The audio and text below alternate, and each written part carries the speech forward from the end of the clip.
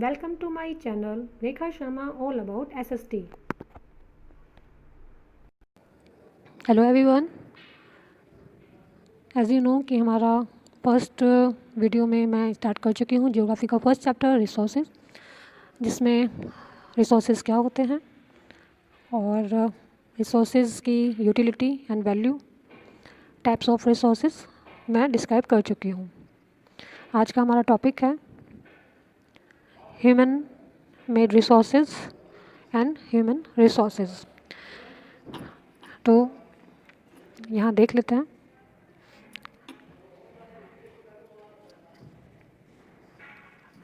हमारी अर्थ पर पाए जाने वाले जितने भी नेचुरल रिसोर्सेज हैं, उन सभी नेचुरल रिसोर्सेज को हम एज इट इज़ यूज़ नहीं करते हैं।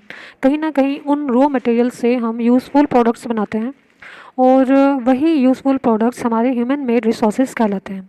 फॉर एग्जांपल, हम ट्रांसपोर्ट से रिलेटेड अपने ऑल टाइप ऑफ व्हीकल्स को देखते हैं, वो हमारे रिसोर्सेज हैं और वो ह्यूमन मेड हैं। लाइकवाइज टेक्नोलॉजी से रिलेटेड जो भी आप इक्विपमेंट देखते हैं, सॉफ्टवेयर हार्डवेयर देखते हैं, वो सभी ह्यूमन मेड रिसोर्सेज हैं, बिकॉज वो भी कहीं ना कहीं हमारे वर्क को इजी बनाते हैं, हमारे रिक्वायरमेंट्स को पूरा करते हैं। इसके साथ ही buildings, bridge, road, machinery, vehicle, means whatever is human made, हम इंसानों के द्वारा बनाया हुआ है, and that is useful to us and that is always fulfil our requirement, जो हमारी रिक्वायरमेंट को फुलफिल करती है, वो सभी रिसोर्सेज ह्यूमन मेड रिसोर्सेज कहलाता है। ठीक है, तो very easy concept, I think clear हो गया होगा। अब यहाँ पर ये बताया गया है कि जो नेचुरल रिसोर्सेज हैं, उन सभी का जब तक हम उन रॉ मटेरियल्स को यूज़फुल प्रोडक्ट्स में कन्वर्ट नहीं करते हैं, तब तक वो रिसोर्सेज नहीं कहे जा सकते। क्योंकि सपोज दैट कि ज़मीन के नीचे बहुत सारा आयरन ओरे है, ठीक है, तो उस आयरन ओरे का हमें कोई यूटिलाइज ही नहीं है, कोई हम उसका फ़ायदा नहीं कर रहे हैं। तो जब तक हम उस आयरन ओरे को यूज़ नहीं कर रहे हैं, तब तक वह हमारे लिए काम का रिसोर्सेज नहीं है। इसलिए रॉ मटेरियल को कन्वर्ट करके यूज़फुल प्रोडक्ट्स में तभी हम उसकी यूटिलिटी को बढ़ाते हैं। ठीक है, तो नेचुरल रिसोर्सेज को किसके द्वारा यूटिलाइज किया जाता है? ह्यूमंस के द्वारा। कैसे? रिसोर्सेज में कन्वर्ट करके। तो that is human made resources. After that second हमारा टॉपिक है ह्यूमन रिसोर्सेज। ठीक है, अभी तो हम बात कर रहे थे कि हमारे जो नेचुरल रिसोर्सेज हैं, उन नेचुरल रिसोर्सेज को ह्यूमन जो है कन्वर्ट करते हैं और किसी न किसी प्रोडक्ट में चेंज करके यूज़ करते हैं और वो ह्यूमन मेड रिसोर्सेज बन जाते हैं। अब हम कह रहे हैं कि जो ह्यूमन है वो खुद भी अपने आप में एक रिसोर्स है।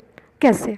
देखिए, इसका एक छोटा सा एग्जांपल लेते हैं कि अगर हमारे गली में, मोहल्ले में, या जहाँ भी जिस भी ब्लॉक में हम लोग रहते हैं, जिस भी बिल्डिंग में हम लोग रहते हैं, उस बिल्डिंग के आसपास का जो भी एटमॉस्फेयर है, वो कहीं ना कहीं हमें इंस्पायर करता है, कहीं ना कहीं हमें वो अपनी ओर अट्रैक्ट करता है। फॉर एग्जांपल कि यदि आपके घर के आसपास पार्क है और आप वहाँ पर खेलने के लिए जाते हैं, तो आप देखते होंगे आपके ही साथ के कुछ बच्चे भी वहाँ पर खेलने के लिए मिलेंगे। तो जब आप अकेले बैठे थे तब आई थिंक आपको अच्छा नहीं लग रहा होगा, लेकिन आप ही के एज के जब कुछ बच्चे वहाँ खेलने के लिए आते हैं और आप उनके साथ घुल मिल जाते हैं, तो आपको खेलने का ज़्यादा आनंद आने लगता है। ठीक है, इस तरीके से जो अदर स्टूडेंट्स हैं, जो अदर बच्चे हैं, वो आपके लिए क्या हुआ?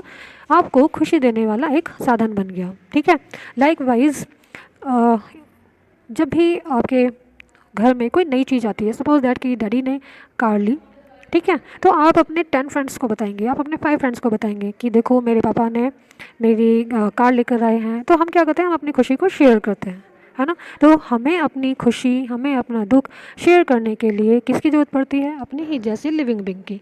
तो ह्यूमंस भी एक दूसरे के लिए रिसोर्सेज का काम करते हैं। तो ये तो बात हुई आपके लेवल की। अब हम बात करते हैं बड़ी बड़ी कंपनीज़ की, बड़ी बड़ी इंडस्ट्रीज़ की।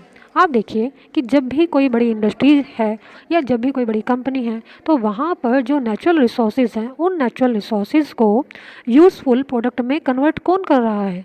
ह्यूमन।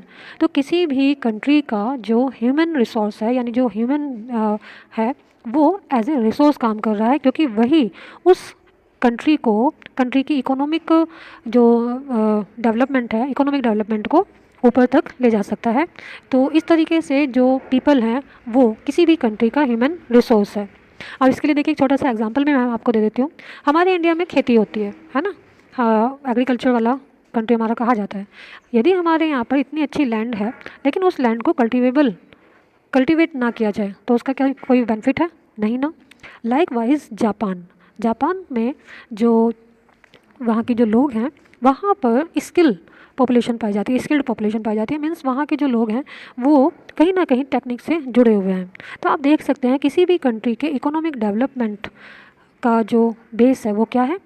केवल और केवल ह्यूमन। ठीक है, तो हम यहाँ कह सकते हैं कि people are also human resource. Okay,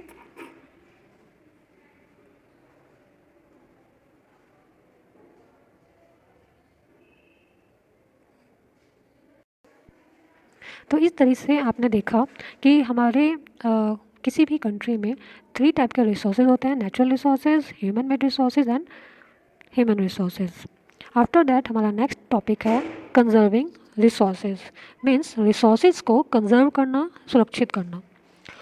इसको इजी तरीके से ऐसा समझते हैं, जैसे मैंने आपको बताया कि आयरन ओरे हम लोग ज़मीन से एक्सकेवेट करके, खुदाई करके निकालते हैं, लेकिन क्या आपने कभी सोचा वो आयरन ओरे हम कितना निकाल रहे हैं और क्या वो हमें हमेशा मिलता रहेगा? आयरन ओरे से हम लोग आयरन सेपरेट करते हैं, स्टील तैयार करते हैं और फिर उस स्टील से हम यूटेंशिल्स, बहुत सारी मशीनरी, व्हीकल्स तैयार करते हैं। तो अगर सोचो कि आयरन ओरे ख़त्म हो जाए तो क्या होगा? क्या हम मशीनरी बना पाएंगे? क्या हम व्हीकल्स बना पाएंगे? क्या हमारे पास यूटेंसिल के लिए स्टील होगा? नहीं ना।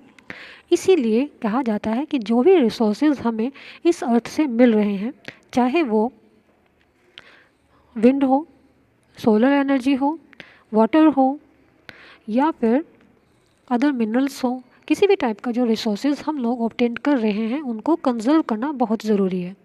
फॉर एग्ज़ाम्पल आप विंड एनर्जी को ले लीजिए। हम जो हमारी इंडस्ट्रीज़ हैं उनसे निकलने वाला जो स्मोक है वो उस एयर को पॉल्यूट करता है और कहीं ना कहीं ये हमारे लिए ही नुकसानदायक हो रहा है। लाइकवाइज हम अपने वाटर को देख सकते हैं कि अगर हमारा वाटर पॉल्यूट हो जाएगा तो हमारे पास पीने के लिए पानी नहीं अवेलेबल होगा, है ना। तो उसी तरह से बहुत सारे मिनरल्स ऐसे हैं, बहुत सारे रिसोर्सेज ऐसे हैं जिनको कंजर्व करना ज़रूरी है। और मैं तो मानती हूँ कि हर तरीके के रिसोर्स को कंजर्व करना ज़रूरी है, चाहे वो प्लेंटी हमारे पास है, बहुत ज़्यादा मात्रा में है, तब भी उसको कंजर्व करना ज़रूरी है। तो अब हम ये जानेंगे कि उन रिसोर्सेज को कंजर्व कैसे किया जा सकता है। तो देखिए यहाँ पर एक वर्ड है सस्टेनेबल डेवलपमेंट। सस्टेनेबल डेवलपमेंट, इस वर्ड को पहले हम ब्रेक कर लेते हैं, फिर इसका इजी मीनिंग आ जाएगा। पहला है सस्टेन। सस्टेन का मतलब होता है स्थिर, यानी रुक जाओ, और डेवलपमेंट का मतलब होता है विकास। अब आप कहेंगे ये तो दोनों ही वर्ड एक दूसरे से अपोजिट हैं। हाँ, अपोजिट है, लेकिन जब हम इनको कंबाइन करते हैं तो ये हमारे लिए कंजर्वेशन में काम आता है। तो पहला है वर्ड हमारा सस्टेनेबल। सस्टेनेबल का मतलब होता है कि जब हम रिसोर्सेज को यूज़ कर रहे हैं तो हम थोड़ा ठहर जाएं, ठीक है। और हमें कितना ठहरना है कि हमारा डेवलपमेंट भी होता रहे, ठीक है। तो हमें ये दोनों ही जो एक्टिविटीज़ हैं उनको साथ साथ लेकर के चलना है। हमारा जो भी रिसोर्सेज हम लोग क्रस्ट से, अर्थ से ऑब्टेन कर रहे हैं, उन रिसोर्सेज को इस तरीके से यूज़ किया जाए कि हमारा डेवलपमेंट भी हो जाए और वो रिसोर्सेज भी ख़त्म ना हो, ठीक है। तो ये तो ही थी हमारी एक फर्स्ट स्टेप कि जिसमें हमने बताया कि हम अपने रिसोर्सेज को इस तरीके से यूज़ करें ताकि हमारा डेवलपमेंट भी ना रुके और साथ ही हमारा डेवलपमेंट भी होता रहे, ठीक है। अब इसके साथ साथ हमारा है नेक्स्ट, रिसोर्सेज को कंजर्व करने के लिए और क्या क्या स्टेप हो सकते हैं। कई सारे जो स्लोगन्स हैं आप लोग जानते भी हैं, save water, save earth, save soil, है ना। पॉल्यूशन को रोकने के लिए बहुत सारी गाइडलाइंस आती हैं।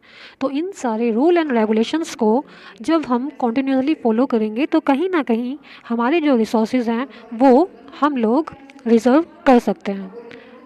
ओके, तो अपने इन रिसोर्सेज को कंजर्व करने के लिए हमें क्या करना है? हमें अपने रिसोर्सेज को लिमिट में यूज़ करना है ताकि हमारा डेवलपमेंट भी ना रुके और हमारा जो रिसोर्सेज है वो भी ख़त्म ना हो। अब यहाँ पे देखिए इसी से रिलेटेड कुछ प्रिंसिपल्स दिए हुए हैं।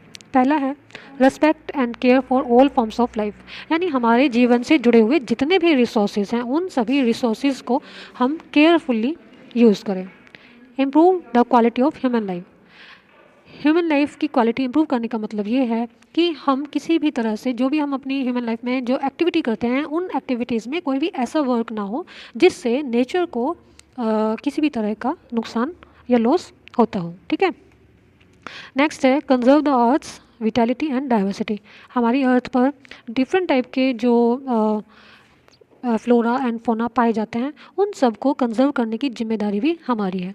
बहुत से लोग क्या करते हैं कि देखिए जो जैसे आप लोगों ने सुना कि टाइगर को मार दिया केवल शौक के लिए, है ना, या फिर शेर का शिकार करने निकल गए, पहले होता था राजा महाराजाओं में, आप लोगों ने सुना भी होगा, हिरन का शिकार किया। तो जो ये हंटिंग वाला जो एक्टिविटी थी ये इससे कितना हम लोगों को लॉस हुआ है कि आज प्रेजेंट टाइम में बहुत सारे जो एनिमल्स हैं वो डिस्टिंक्ट हो चुके हैं। ठीक है, और इसी तरह से जो हमारी कई सारे फ्लोरा हैं यानी बहुत सारे जो पेड़ पौधे हैं हम उनको अनजाने में उखाड़ फेंक देते हैं, जबकि वो एक मेडिसिनल प्लांट होता है। तो हमें कहीं ना कहीं अपनी फ्लोरा एंड फोना को यानी वन्य जीव जंतुओं को और वनस्पति को बचा कर रखना चाहिए। Minimise the depletion of natural resources, आप जितने भी नेचुरल रिसोर्सेज को यूज़ करते हैं उनको इस तरीके से यूज़ करिए जितनी आपको ज़रूरत है। सपोज़ करिए कि देखिए आपको पानी पीना है और आपने पूरा ग्लास भरा और आपने उसमें से आधा ग्लास पिया और बाकी का फेंक दिया, तो ये ऐसा गलत है। आपको सिर्फ उतना ही पानी लेना चाहिए जितनी कि आपको प्यास है। आप अगर खाना खा रहे हैं तो खाना खाते हुए केवल उतना ही खाना लीजिए जितना कि आपको ज़रूरत है। ठीक है, नेक्स्ट है हमारा enable communities to care for their own environment, अपने आसपास की जो भी कम्युनिटीज़ हैं, अपने आसपास आपके एरिया में जो भी समुदाय रहते हैं उनको अपने एनवायरनमेंट को अच्छा बनाए रखने के लिए काम कॉन्टिन्यूसली करते रहिए। ठीक है, देखिए जितना अच्छा आपके आसपास का एनवायरनमेंट होगा उतना आप ही के लिए अपने आप के लिए अच्छा है, आपको उतना ही गुड फील भी होगा। ठीक है, तो ये जो सभी प्रिंसिपल्स हैं ये रिलेटेड टू सस्टेनेबल डेवलपमेंट है। ठीक है, इसके अलावा 3R का प्रिंसिपल भी आप समझ लीजिए, recycle, reuse and reduce. Reduce मतलब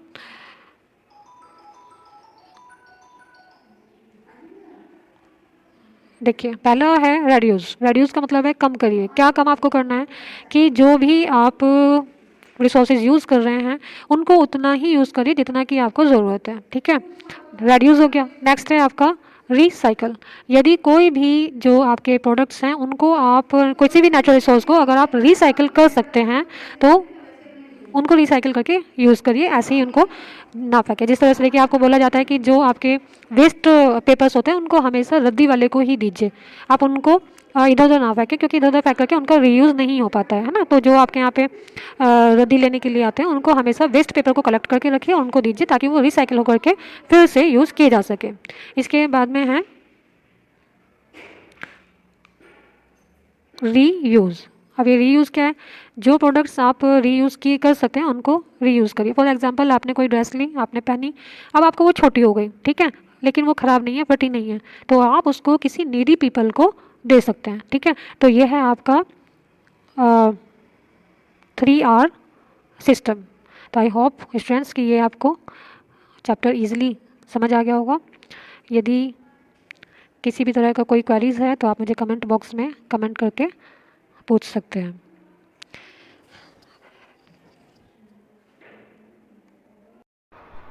Please subscribe and like my YouTube channel and press the bell icon also so that you can get notification of my new videos.